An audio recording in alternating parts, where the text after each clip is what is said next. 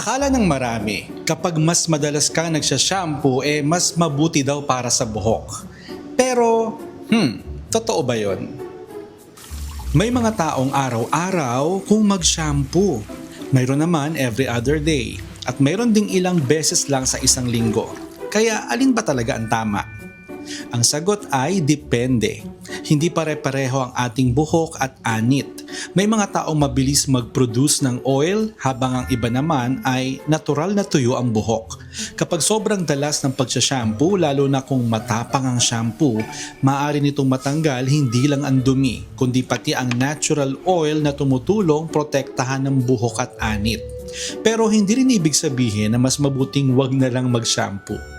Kung pawisin ka, madalas mag-exercise o laging nalalantad sa alikabok, maaring kailanganin mo mag-shampoo ng mas madalas. Samantalang kung tuyo ang buhok mo o hindi ka naman masyadong pinagpapawisan, maaring hindi kailangan araw-araw. Kaya ang tanong ay hindi dapat pang araw-araw mag-shampoo. Ang mas tamang tanong ay ano ang kailangan ng buhok at anit ko? Sa madaling salita, walang isang tamang schedule para sa lahat.